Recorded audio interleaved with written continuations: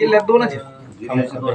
दोन्ही कृषी विज्ञान केंद्राचे प्रमुख आदरणीय सूर्यकांतजी चौधरी साहेब आणि पाटील साहेब, सर्वांचे लाडके पाटील सूर्यकांत पवार साहेब, सूर्यकांत पवार साहेब. चौधरी कोण कोण आलं नेहमी.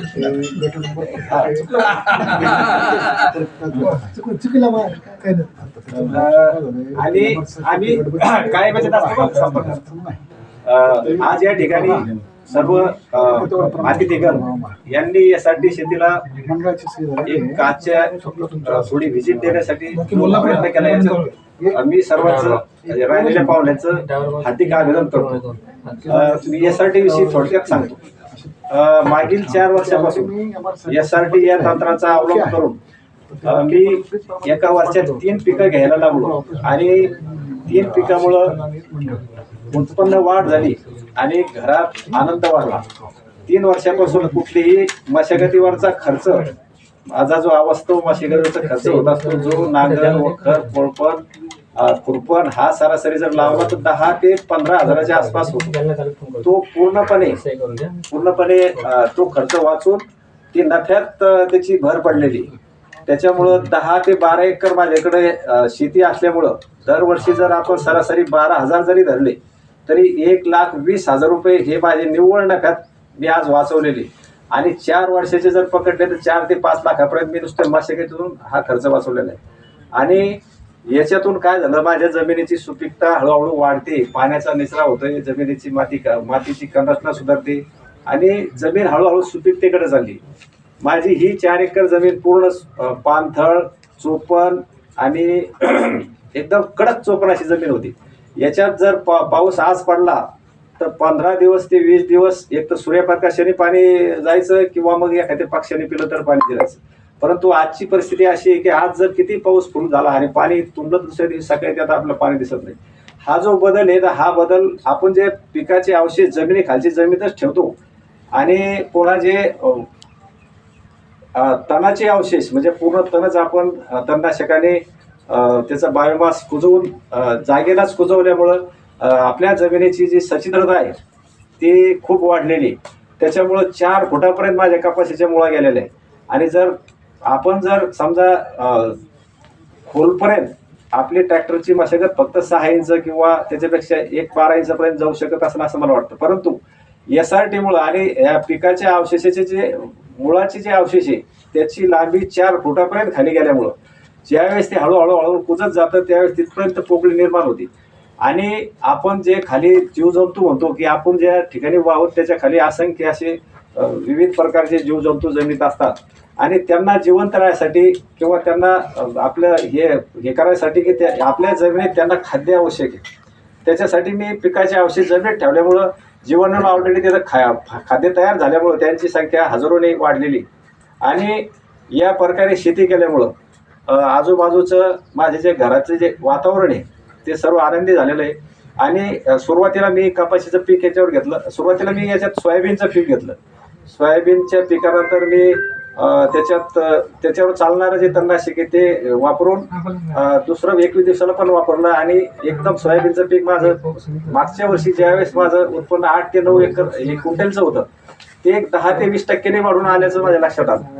म्हणजे 9 क्विंटल 40 किलो माझं सोयाबीन भरलं. त्याच्यानंतर आमच्याकडं हरभऱ्याचं सरासरी उत्पन्न 5 ते 6 क्विंटल आलं.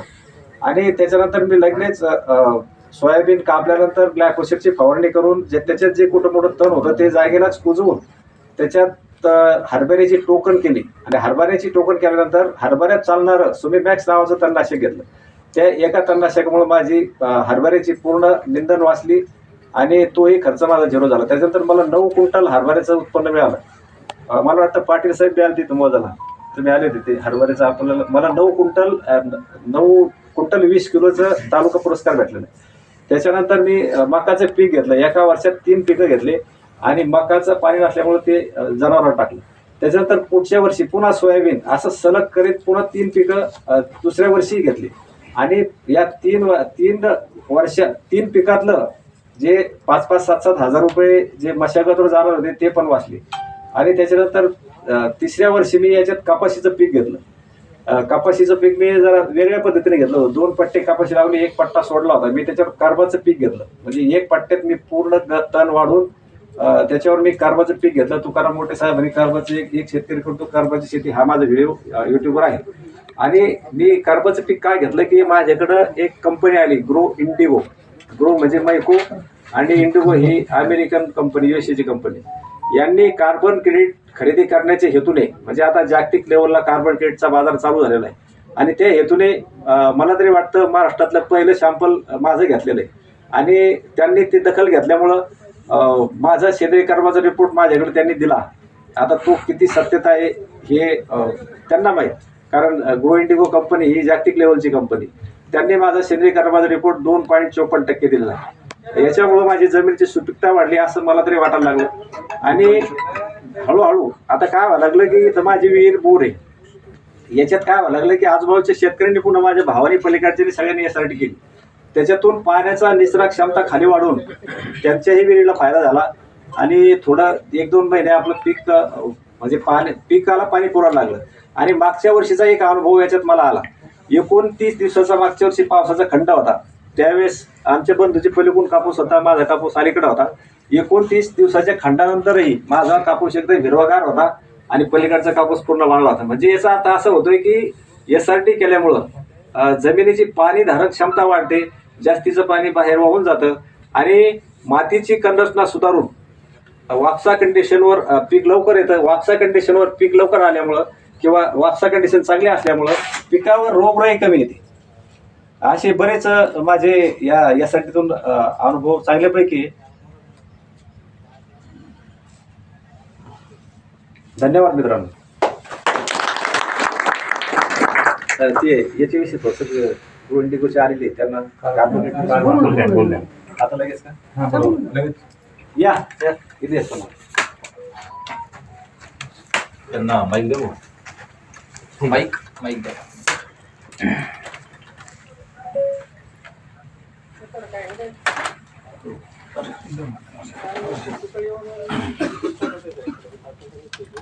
नमस्कार. सर्वप्रथम मी माझी ओळख करून देतो. मी साप्ते सूरज सुभाष. मी ग्रो इंडिगोमध्ये ॲज अ सेल्स ऑफिसर म्हणून जालना आणि बुलढाणा जिल्हा पाहतो. तर मागील 1 वर्षापासून मी या कंपनीमध्ये कार्यरत आहे. भाऊने आता सांगितलं ग्रो इंडिगो. मैको तर सर्वांना माहीत असं मैकोचाच ग्रुप आहे. ग्रो म्हणजे मैको आणि इंडिगो एक अमेरिकेची कंपनी आहे. या दोघांचं टायप होऊन ग्रो इंडिगो कंपनी ग्रुप तयार झाला. तो आपण कार्बन शेतीवर वापरतो. त्याच्यामध्ये 4 डिव्हिजन आहेत. पहिलं म्हणजे कार्बन, दुसरं म्हणजे बायोलॉजी, तिसरं म्हणजे ग्रो ऑनलाईन आणि ग्रो मंडी. तर आपण आपल्या जालना आणि बुलढाणा जिल्ह्यामध्ये कार्बन ह्या डिपार्टमेंटवर आपण काम करतो. आता दादांनी सांगितलं का मी यासाठी पद्धत वापरतो, त्याच पद्धतीमध्ये आपण कार्बन शेतीवर काम करत आहे. याच्यामध्ये प्रॅक्टिस आहे कार्बनमध्ये. याच्यामध्ये पहिली प्रॅक्टिस आहे म्हणजे आपण जे आम्ही ह्या जालना जिल्ह्यामध्ये बुलढाणा जिल्ह्यामध्ये काम करतो ते कॉटन पिकावर काम करतो. म्हणजे आपण जर पाहिलं तर जळगावमध्ये आम्ही फर्स्ट टाइम स्टार्ट केलं तर तिथं पण आपण कॉटन पिकावर काम केलं होतं. तसं जालन्यामध्ये आणि बुलढाण्यामध्ये पण आपण कॉटन पिकावर काम करतो. पण त्यामध्ये पद्धती आहेत. कॉटन पिकावर काम करत असताना जे शेतकरी ठिबकवर कापूस लावतात ते शेतकरी हा प्रोजेक्टसाठी महत्त्वाचा ठरला जातो. याच्यामध्ये पद्धती कोणत्या? शेतकऱ्यांचा ठिबकवर कापूस असला पाहिजे. दुसरी पद्धत म्हणजे शेतकरी जी नांगरटी वगैरे करतो ती कमी खोलीवरती नांगरटी केली पाहिजे. आणि तिसरी पद्धत म्हणजे जे आपण कापूस ह्यातून झाल्यानंतर जे पळाट्या वगैरे असतात त्या पळाट्या काय करतो शेतकरी जाळून टाकतो किंवा उपटून जाळून टाकतो. त्याच्यामध्ये आपण असं सांगितलेलं आहे की जाळून न टाकता रोटावेटरने भुगा करणं किंवा शेटर मशीनने भुगा करणं किंवा उपटून साईडला बांधाच्या वगैरे गड्डं वगैरे खांदून तिथं ते साचून ठेवणं, जेणेकरून ते आपण पद्धती परत ती ऑर्गॅनिक खत आपण वापरू शकतो. पण ह्या पद्धतीचा वापर करताना शेतकऱ्यांना काय फायदा भेटतो, त्याच्यानंतर आपल्या जमिनीला काय फायदा भेटतो, ह्या गोष्टी पण आपण त्याच्यामागे जाणून घेतल्या पाहिजे. सर्वप्रथम आपण शेतकऱ्याची जमीन चांगली असली तर शेतकऱ्यांना उत्पन्न चांगलं होतं. पहिलं म्हणजे ठिबक असणं का आवश्यक आहे. जर आता आपण पाहिलं इथून मागं तर प्रत्येक शेतकरी काय करत होता, ठिबक न वापरता आपण आपली रेग्युलर असेल ती शेती करत होता. जेणेकरून काय करतो आपण खतं वगैरे वरून टाकतो. खतं जर वरून टाकले तर काय होतात, ग्रीन हाऊस गॅसेस असतात ते वातावरणासाठी हानिकारक असतात, ते हवेमध्ये जातात. हा त्याचा पहिला दुष्परिणाम आहे वातावरणासाठी. त्यानंतर काय होतं, जे आपल्या 1 एकराला 3-4 गोण्या आपण जर फेकून खत मारणार होतो तर ठिबकद्वारे ते आपल्याला 1 गोणीवर 1.5 गोणीवर आपल्याला खत येतं, जेणेकरून आपल्याला खताचा पैसा वाचतो.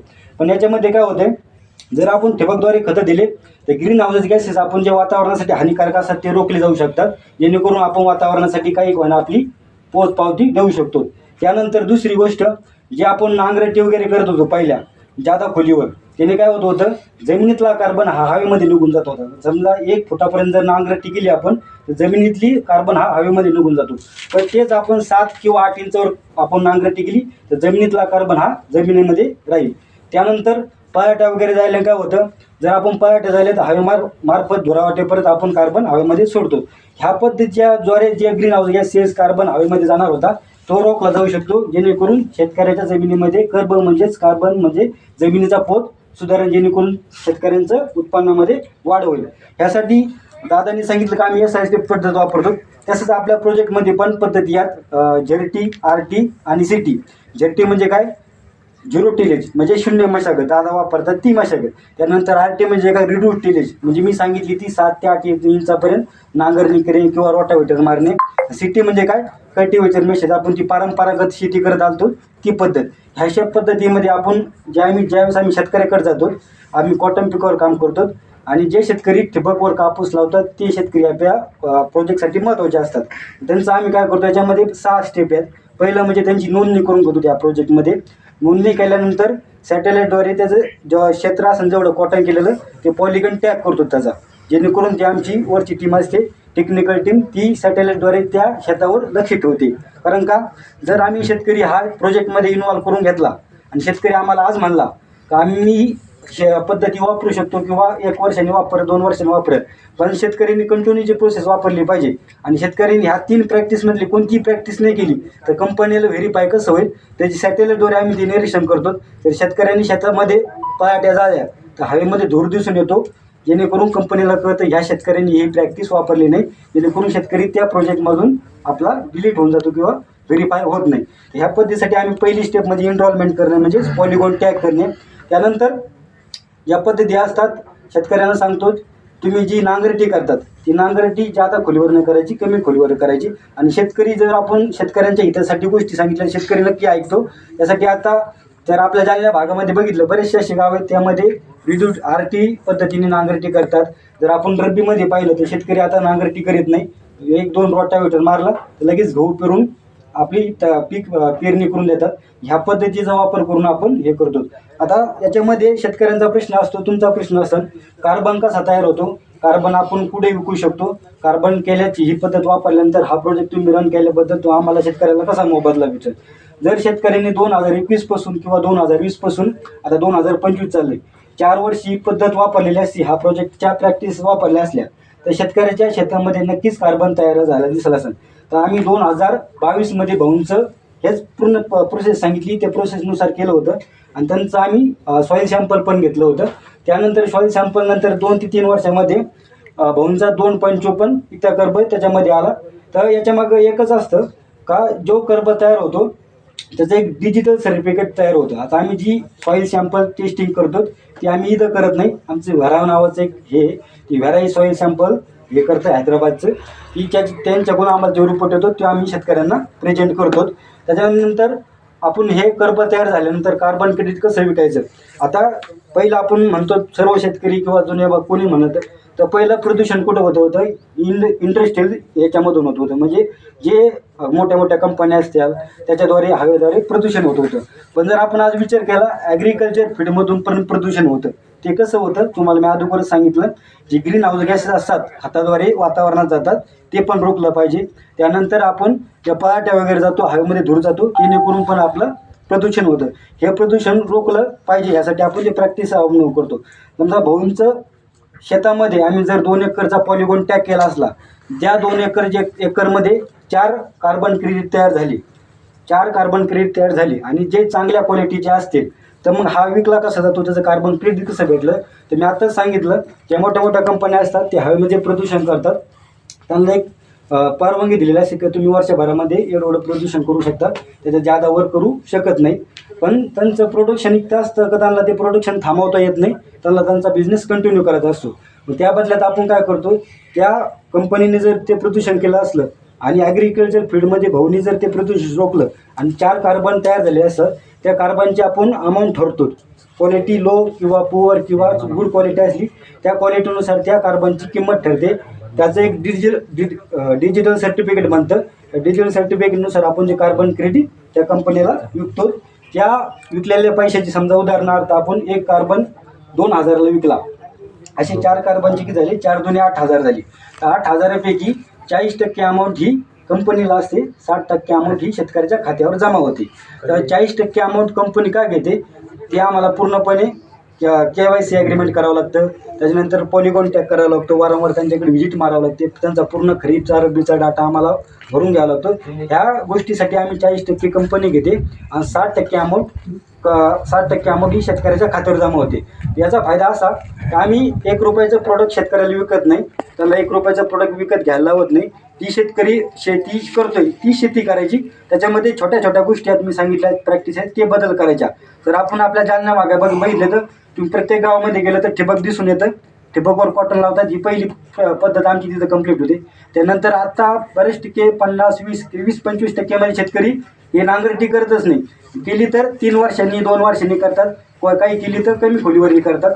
शेवटचा एकच प्रश्न प्रॅक्टिस राहते म्हणजे कॉटनच्या पाट्या असतात त्या पाट्या न जाळणे. आता भरपूर शेतकरी मी पाहिले, काही शेतकरी जर बुलढाणा भागामध्ये गेले तर शटर मशीन आलेत, आपल्या बदनापूरच्या याच्यामध्ये पण शटर मशीन आहे, ते शटर मशीन करतात, काही रोट्यावरती करतात. शेवटची पद्धत आहे की शेतकरी ती अवलंबत नाही. त्यासाठी आम्ही खूप प्रयत्नशील त्यांना सांगतो, ज्या गोष्टी ते अनुभव करून त्या पूर्ण पद्धती वापरल्या जातात. पण याच्यामध्ये एकच सांगण्याचा उद्देश आहे की जे आम्ही प्रोजेक्ट राबवतोय त्याच्यामध्ये शेतकऱ्यांची जमिनीची मशागत चांगली होईल, शेतकऱ्यांचं उत्पन्न वाढ होईल, जेणेकरून जे रासायनिक खतं आपण वापरतो त्याचा प्रादुर्भाव तुम्ही जे रेग्युलर करता तेच करा. पण जर आपण इरिगेशन ड्रीपद्वारे दिला तर नक्की त्याच्यामध्ये आपल्याला जे विनामूल्य खर्च होता आपला 4 गोण्या लागणारे 5 गोण्या लागणारे, ड्रीपद्वारे ते कमी लागतो, जेणेकरून पूर्णपणे रिझल्ट आपल्या पिकाला भेटतो आणि आपला खर्च पण वाचतो आणि आपल्या उत्पन्नामध्ये वाढ होते. हा कार्बन ग्रो इंडिगोचा कार्बन डिपार्टमेंट हा त्याचा पूर्णपणे सारांश आहे, जेणेकरून शेतकऱ्याचा जमिनीमधला कर्ब वाढून शेतकऱ्यांना कसं उत्पन्न वाढता येईल आणि त्या बदल्यात कार्बन कंपनी म्हणजेच ग्रो इंडिगो कसं मानधन देईल त्यासाठी आम्ही प्रयत्नशील काम करत आहोत. धन्यवाद.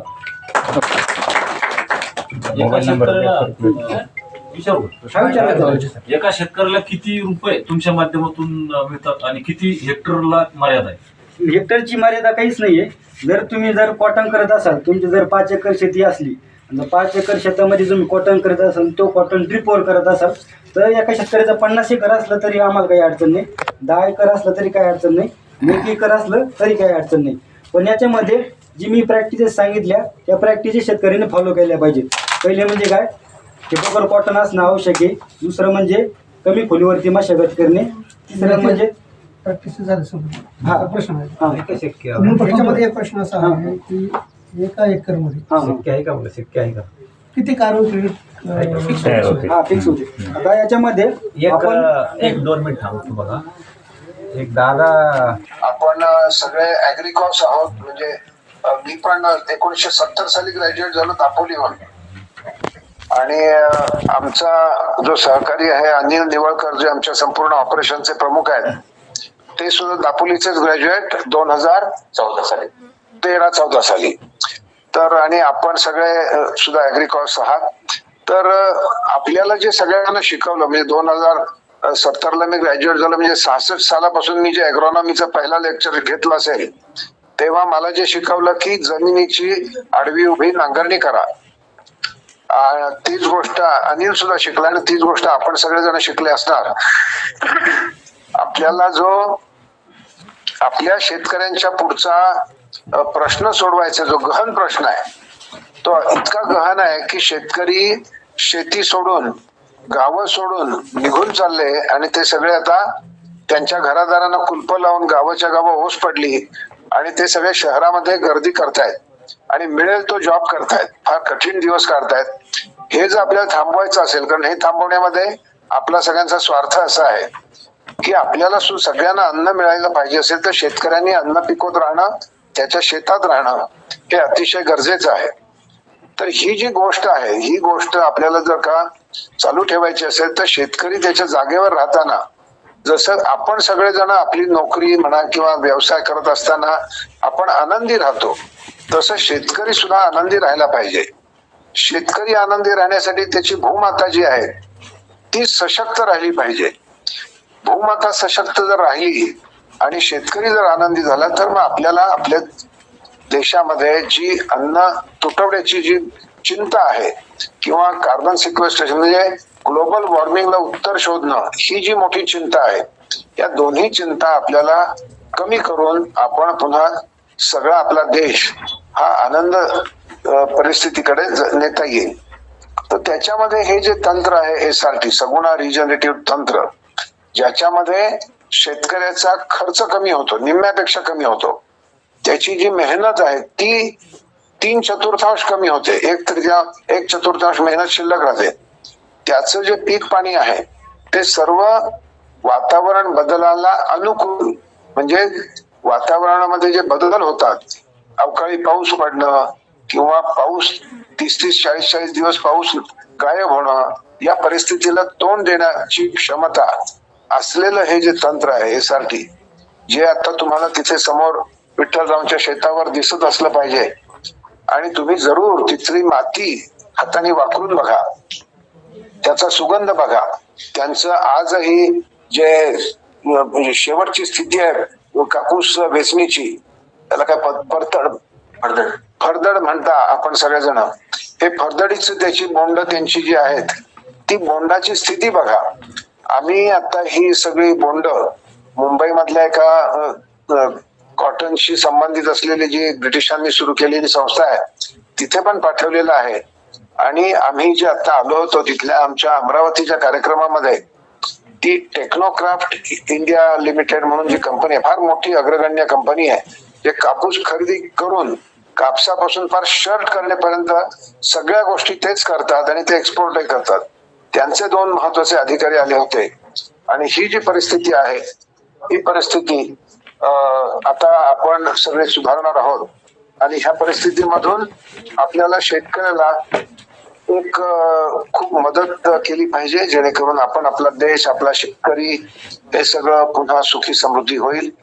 तर पुढच्या वेळेला आलो की आम्ही तिकडे आता आमच्या फेऱ्या वाढवणार आहोत आणि तुम्हाला सगळ्यांना ज्या प्रत्येकाला भेटायची शक्य होईल त्यांना सगळ्यांना भेटू. पण विठ्ठलराव आणि आमची सगळ्यांची सगुणा बाग जी आहे, एक सगुणा बाग आता विठ्ठलरावच्या शेतामध्येच आहे आणि दुसरी सगुणा बाग नेरळ आहे. ती सगळं आपल्या सगळ्यांची माहिती आहे, आपल्या सगळ्या देशाची ते सगळं ज्ञान आपल्या देशाचं आहे. तेव्हा ते तुम्ही सगळं आमच्याकडून घ्या, आम्ही सगळे तुम्हाला ते देण्यासाठी उत्सुक आहोत. आम्ही सगळेजण तुमच्या सोबत आहोत. तर हे सगळं ज्ञान घेऊन आपला शेतकरी कसा समृद्ध होईल, आपली भूमाता कशी सशक्त होईल, यासाठी आपण सगळेजण मिळून प्रयत्न करूया. तर त्याच्यामध्ये एक फोन नंबर आहे जो विठ्ठलराव तुम्हाला देतील. त्या फोन नंबरवर आता चॅटबॉट म्हणजे रोबोट आमचा उपलब्ध आहे. 12 महिने 13 काळ दिवसाचे 24 तास. त्याला तुम्ही व्हॉट्सअपवर जाऊन प्रश्न विचारलेत, त्याला हॅलो म्हणा, नमस्कार म्हणा, की तो तिथे तुमच्या सेवेसाठी उपलब्ध राहील आणि तुम्हाला सगळ्यांना मदत करेल. मी आता नाशिकमध्ये ज्या कार्यालयामध्ये आलेलो आहे तिथे आता काही लोक सगळे आता मीटिंग सुरू होते. तर छान बरं वाटलं तुमच्या सगळ्यांशी बोलून. प्रत्यक्ष भेट आपण लवकरच करूया. आणि विठ्ठलराव धन्यवाद. दादा मी डॉक्टर SB पवार बोलतो. हॅलो. हा मागच्या वर्षी मी नेरूळ आलतो आपल्या कार्यक्रमाला. मोठे साहेबांनी मला पाठवलं होतं तिकडे, जिल्हे साहेबांनी. आणि मागच्या वर्षी तुम्ही राष्ट्रीय कृषी संशोधन प्रकल्प येथे तुम्ही भेट दिली. आपणही त्या ठिकाणी जे काही फीडबॅक आहे आपला सर्वांचा, त्या अनुषंगाने आपण मागच्या वर्षीपासून प्रयोग सुरू केलेले आहेत झिरो डिलेजचे. आपणही व्हिजिट केली ती मला वाटतं. तुम्ही मका होता आणि हरभरा होता. मोठे साहेब आणि तांबळे साहेब तुम्ही आलते संभाजीनगरला. आता आम्ही या ठिकाणी सर्व कृषी विभागाचे सर्व अधिकारी आहेत, KCO आहेत, SDO आहेत, TO आहेत, विद्यापीठाचे शास्त्रज्ञ आहेत. आणि नक्कीच आपली जी आहे झिरो डिलेजची नक्कीच ही आपण शेतकऱ्याचा खर्च आपण म्हणतात त्याप्रमाणे आणि कार्बन क्रेडिट आणि जमिनीची सुपीकता या दृष्टीने नक्कीच विद्यापीठाही दखल घेतली आहे आणि नक्कीच आम्ही काम चालू करतो. धन्यवाद. धन्यवाद. छान बरं वाटलं बोलून तुमच्याशी. थँक्यू. धन्यवाद. Okay, thanks. अच्छा, बाय बाय. आता माझे फक्त प्रश्न 2-3 आहेत की तुम्हाला एका एकरमध्ये किती कार्बन तयार होतात? सर याच्यामध्ये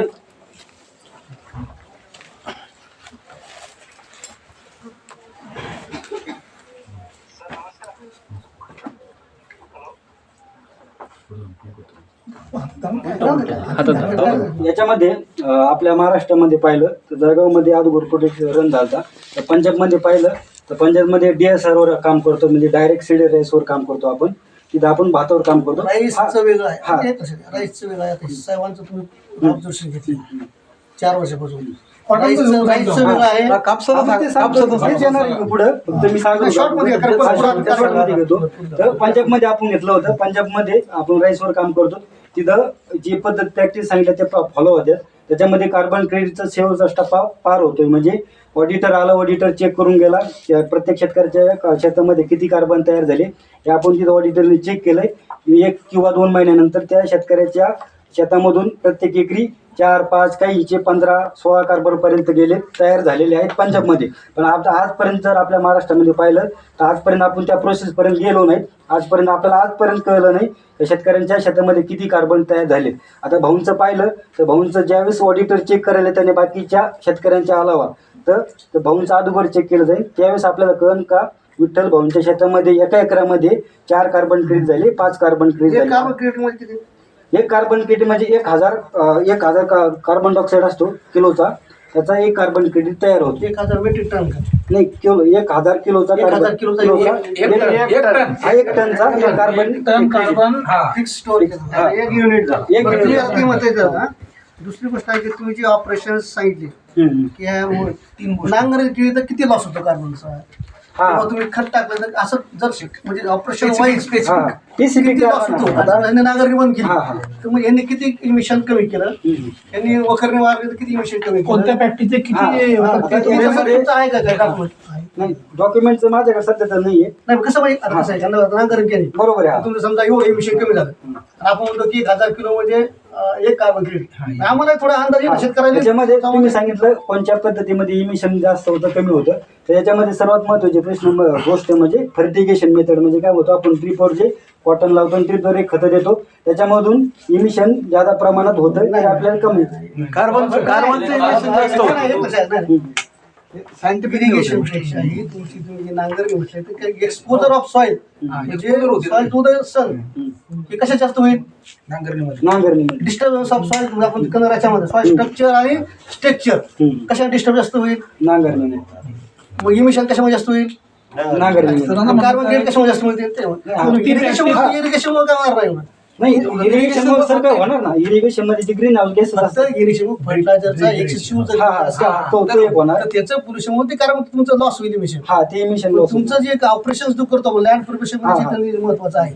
त्याच्यामध्ये जे काही एक्सपोजर किंवा डिस्टर्ब स्ट्रक्चर आणि रचना म्हणजे संरचना आणि आकार स्ट्रक्चर आणि टेक्स्चर हे जे डिस्टर्ब होतं याच्यामुळे तुमचं इमिशन जास्त होतं. आता तुम्ही सांगितली तिलेच प्रॅक्टिसेस मध्ये जादा करून आपण त्याच्यावर भर देतो आणि दुसरं म्हणजे फर्टिगेशन या 2-3 पद्धतीवर भर देतो.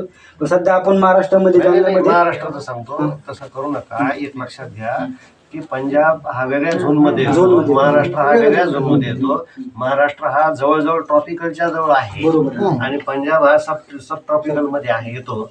त्याच्यामुळे तिथलं जे टेम्परेचर आहे त्या टेम्परेचरमुळे तिथं तुमचं 16 पर्यंत 20 पर्यंत कार्बन नाही. परंतु महाराष्ट्रामध्ये 5च्या वर कार्बन जाणार नाही. एक लक्षात घ्या, कुठेही जाणार नाही. तुम्ही असं कार्बन आणून म्हणजे याच्यात पराठी टाकून दिली तरी कार्बन जाणार नाही, कारण आपोआप ते होणारच आहे टेम्परेचर.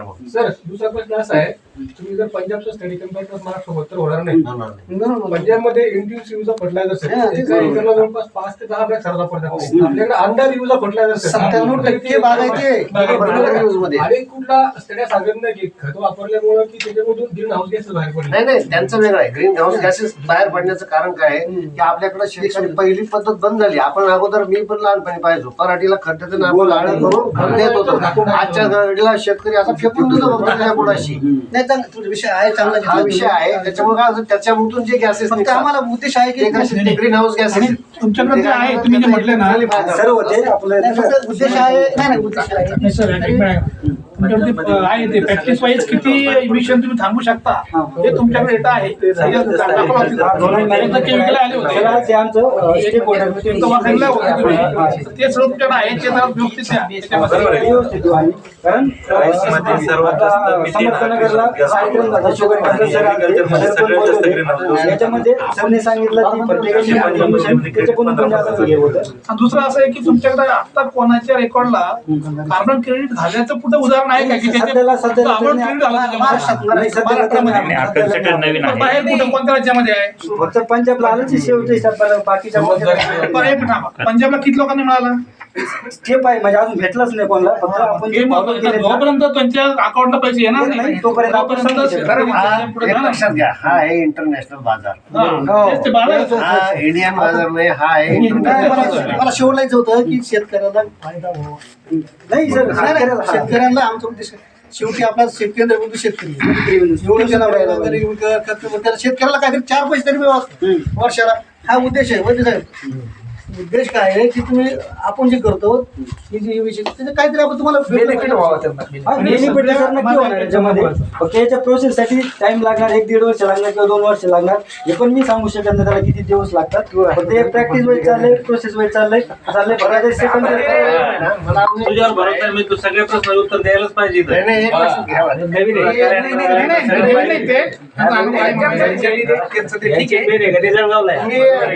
सुरुवातीला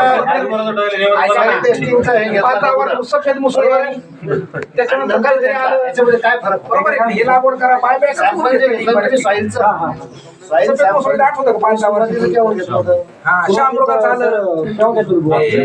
बारामतीतून आणले तर बरेच जण आपले मी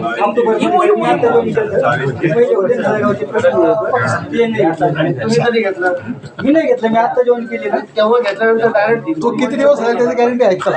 नाही गॅरंटीचं नाही सर, गॅरंटीचं नाही. ते कार्बन हा संपणारा विषय असतो. कार्बन हा काही टिकणार नाही.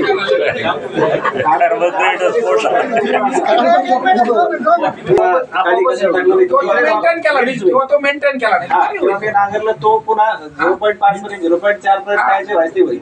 परंतु त्यात सातत्य असे माझ्याकडे हे जे चार तत्व यांचे प्री फर्टिगेशन म्हणजे युरिया आहे का जो आपला वातावरणात वर नाही जायला पाहिजे, तो पाण्याच्या स्वरूपात खाली जाऊन भेटला पाहिजे.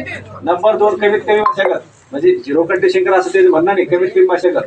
नंबर 3 शेण खताचा दरवर्षी वापर. माझ्याकडे हा देशी जनावरांचं शेण फक्त मी शेणासाठी वापरतो. मी कुठल्याही दुधाचा व्यवसाय करतात. तुमचा विषय नाही, फक्त आपला विषय तुमच्यापर्यंत ठीक आहे. तुमच्यापर्यंत ठीक आहे. कार्बन क्रेडिटचा आहे तो विषय आम्हाला त्यांच्याकडून घ्यायला समजून की तुमचं मशागत कमी खर्च झाला, उत्पन्न चांगलं आलं, ह्याला विषय ह्याला काय म्हणायचं आम्हाला त्याच्याबद्दल टेक्नॉलॉजी सरकारनं स्वीकारली म्हणायला हरकत नाही. ज्या विद्यापीठाने कॉन्झर्वेशन ऍग्रिकल्चर, संवर्धित शेती, कमी खर्चाची मिनिमम केले, 0 शेती ह्या आपण आहेत. परंतु तुम्ही प्रॅक्टिकली करतायत त्याच्याबद्दल आम्हाला काय नाही. परंतु तुम्ही जे करतायत त्याला कार्बन क्रेडिटच्या माध्यमातूून तुम्हाला त्याला काही 4 पैसे मिळू शकतात. माझा प्रश्न आहे की आता लाभ मिळाला पाहिजे. जोपर्यंत मला वाटतं की अतिशय चांगली व्हिजिट झाली आहे. वैद्य साहेबाला पुढच्या काळात सर्व टीमला शुभेच्छा. आणि काही अडचण असेल तर नक्कीच आपण संपर्क करा. कृषी विभाग आपल्या पाठीशी आहे. विद्यापीठ कृषी विभाग आपल्या पाठीशी आहे. आपल्या सुरू केले आहे. आणि मला तुमच्यासाठी मला हेच बघायचं होतं की विषय वेळ नाही वापरले त्याचा एक्सेसिव्ह यूज आहे का मला हे बघायचं होतं. फक्त नंतर भेटून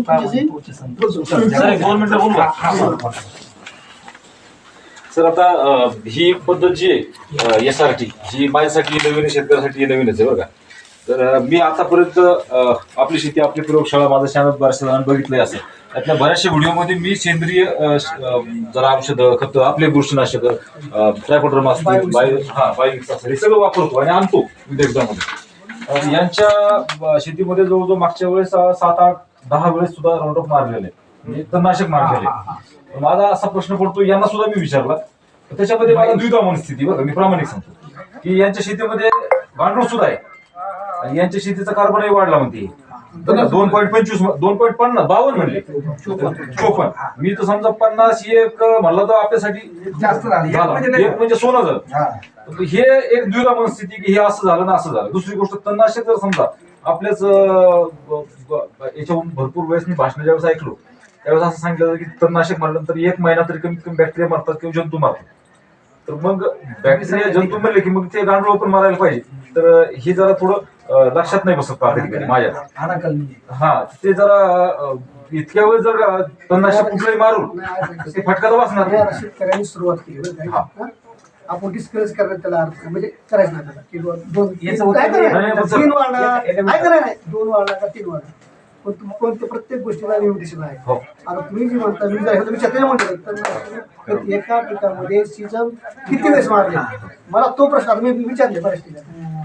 तो यूज आपल्याला नक्कीच कमी करावा लागणार आहे कारण की एका सायकलमध्ये तुम्ही 4 ते 5 वेळेस मध्ये सांगता म्हणजे तुमचं नाव मी प्री इमर्जन्स ऐकत म्हणतो लागवडीच्या अगोदर लाईफ वॉशर राऊंडर लागवड केल्यानंतर परत उगवण्यापूर्वी प्री इमर्जन्सी ऍप्लिकेशन लागवड पीक उगवल्यानंतर 20 ते 25 दिवसाच्या आत पोस्ट इमर्जन्सी ऍप्लिकेशन पीक 60 ते 70 80 दिवसाच्या झाल्यानंतर किंवा 90 दिवसाच्या नंतर परत राऊंडअप आहे का परत पीक कापूस काढल्यानंतर परत राऊंडअप त्याच्यामध्ये एकाने मारतात म्हणजे एका सायकलमध्ये 4 वेळेस. दुसरं पीक लावायच्या अगोदर परत ग्लायफॉसेट परत हरभरा लावला तर हरभरा लावला उगवण्यापूर्वी पुन्हा प्री इमर्जन्स हरभरा लावल्यानंतर परत पोस्ट इमर्जन्स आणि हरभरा काढल्यानंतर परत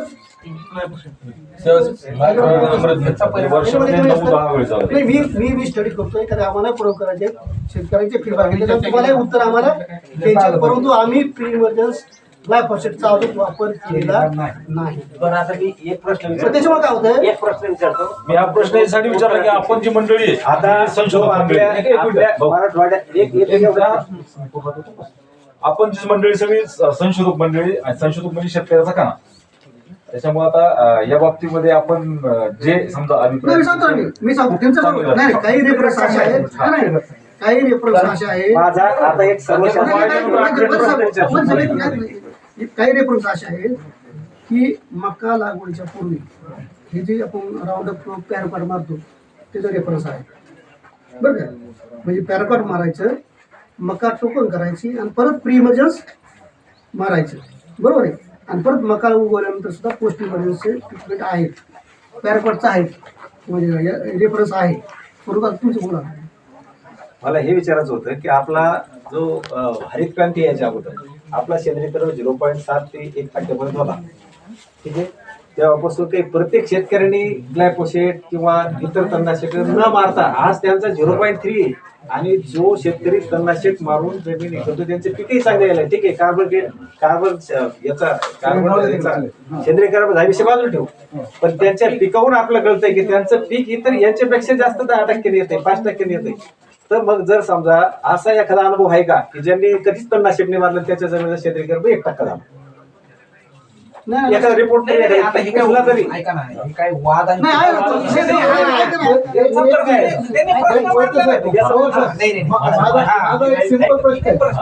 एक सिंपल प्रश्न आहे तुम्ही एखाद्या विडीसाईड वापरता एखाद्या तुम्ही विडीसाईड वापरता विडीसाईड वापरताना तुम्ही पोस्ट इमर्जन्स किंवा प्री इमर्जन्स कोणत्या विडीसाईड वापरता तुम्ही समजा मक्यामध्ये हा जो विषय